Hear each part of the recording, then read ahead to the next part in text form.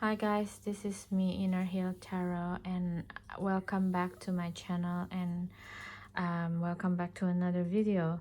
Today I'm going to talk about and review some of, only not some, but one of the booster pack from the Alleyman Tarot, and to have a review with it. And not too long, but just a quick review and analysis. So the Elements Tarot come with a 4 booster pack.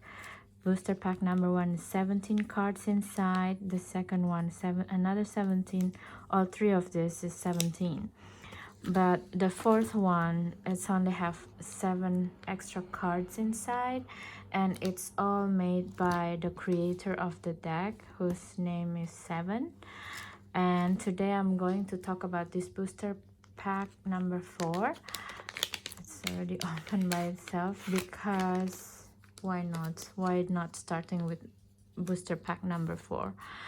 I swear to you, this Alleyman Tarot is really good in putting up the time frame in and out from different time frame, from different tradition of tarot, and from different creators. So I think one of the main thing with this tarot decks is really to make you be able to have fun, and also to pick and choose which kind of cards that you want to play at that given moment, at that given reading with which kind of clients to, so it's really a truly unique deck, unique magpie decks. And as I said before, I'm not really interested in putting on my comments on traditional deck that following the rule of Rider Waite Smith or Thoth Tarot or Marseille. I don't work with Marseille a lot, or Sevilla. I prefer to do it silent flip through, because that in a way it's like creating a dictionary or library. So some people who wants to work with it or purchase it or sell it can meditate with it and see if it is really what they want to do with the particular deck that I have a silent flip through on. But with the booster pack like this, or extra bonus card in a lot of new recent tarot cards deck, to me it's nice to have a review on this, because this not another take from the old or not the old, but the traditional system, but it's like an active participation on how to create the reality that this deck's creator wants, and I don't know if any of you guys that watch this video knows, but the Elements Tarot is number 1, I think, Kickstarter funded deck. So it's like a proof as well how excited people to create their own reality in a way. And so with that, no further ado, let's start to have a review. Okay, so the booster pack number 4 have a 7 extra card that's made by Seven himself. And let's look at the wealth of information in the guidebook, So from here, it started from this page, the Queen of Ravens. And as you see, the Queen of Ravens and all the other cards of this pack were made by me. Trying to recreate card, I guess he might have made himself from photos. So this is a really unique booster pack. I think if you can only afford 1 booster pack or 2 booster pack, I recommend to have the booster pack number 4, because it's created by the deck creator himself, and it has a unique take that doesn't necessarily fit in all or otherwise. I'm not really sure about Thoth, Tarot, and Marseille. I'm only familiar with Rider Waite Smith, but not all of them correspond with the old tarot decks energy. That's the way I feel.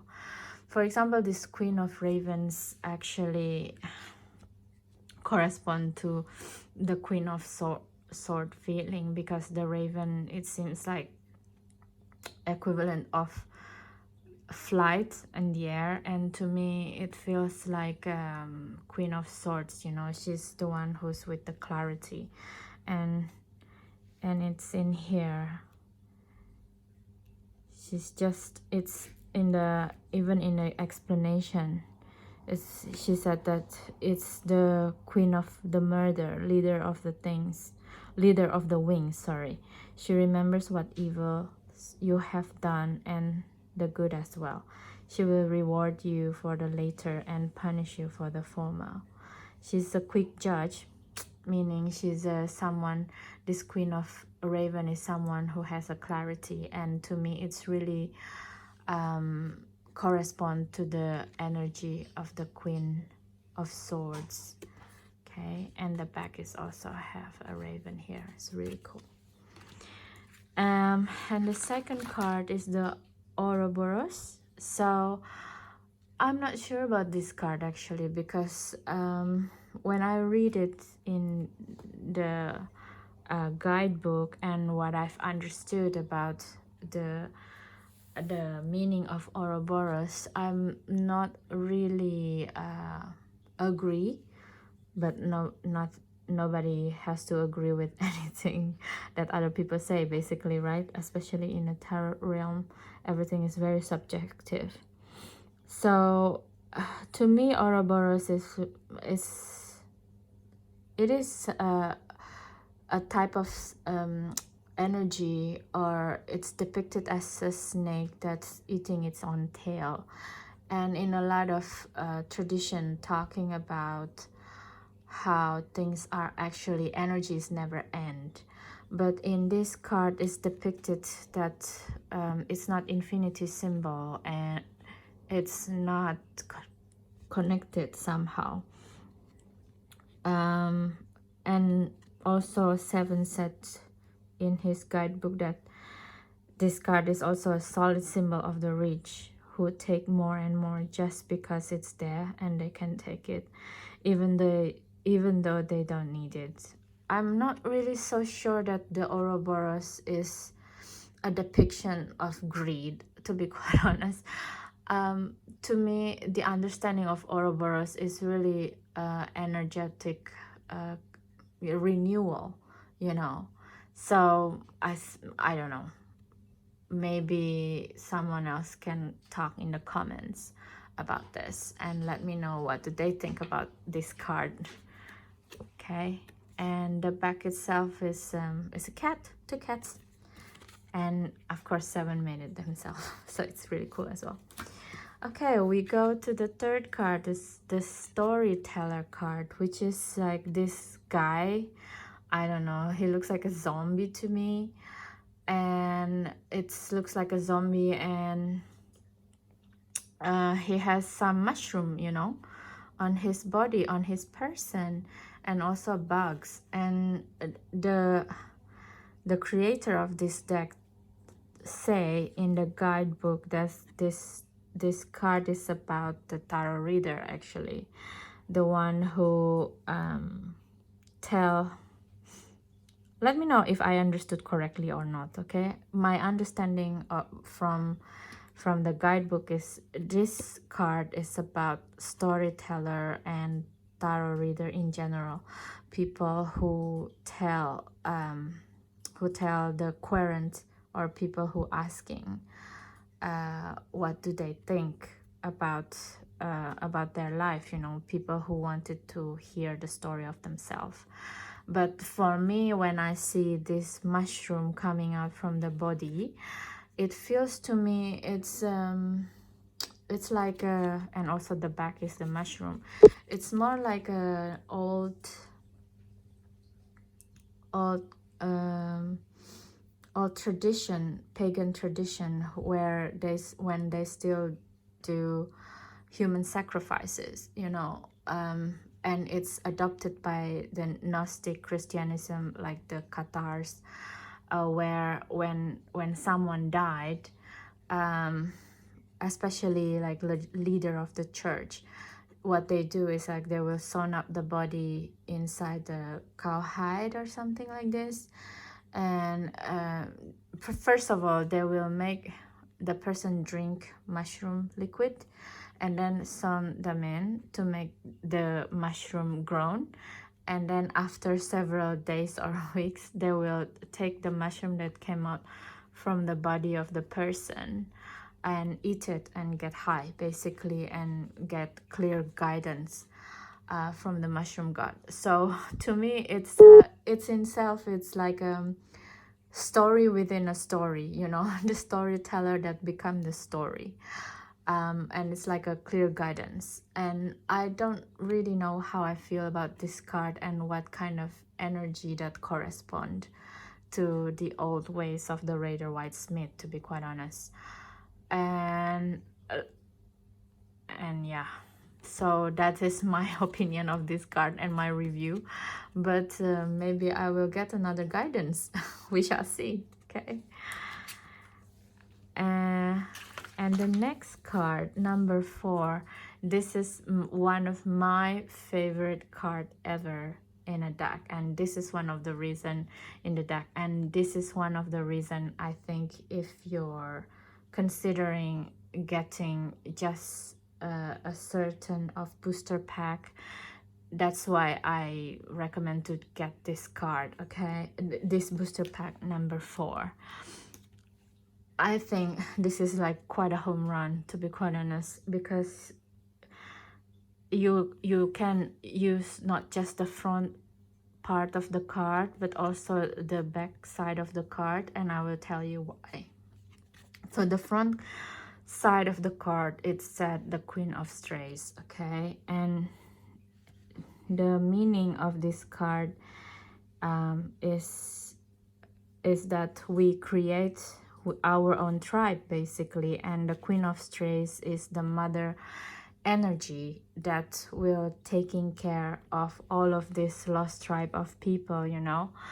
And to me it's giving two kind of energy. One is the Empress, and also the Queen of Wands with all of this fire around her, and the Queen of Pentacles as well. So why is that? So this is like, you know, in the traditional tarot card, there's always a saying that you know, the Empress is producing energy. Queen of Pentacles also understood the meaning of Pentacles, you know, material wealth, and the Queen of Wands is someone who's attractive, you know, that understand her true power. And to me this card is really the epitome of these three energy. And also because the Empress, she's the one who nurture all the lost kids, you know, all the pets that strays from their original families, quite lost. And this is another take on the Empress energy. She's not just produce, but she's also taking care of things and make sure things are grow. Okay, regardless where that things come, those person coming from. And also it has something in here in Chinese which actually read 精财, and it means that it's net worth in English, you know. So the net, and that's why I feel that this card is quite powerful, and the epitome of 3 queens, 2 queens, and major arcana Empress energy. Because yeah, it's kind of asking you, what is your net worth, you know, who's is worthy for you to be in your life, and who's worthy of you to take care of. This, like, oh my god, you know, when I see this card, it's like I have to have this booster pack. Yeah. And the back of the card is also really funny, because It's said in Chinese 字面朝上, which means that this side up, you know.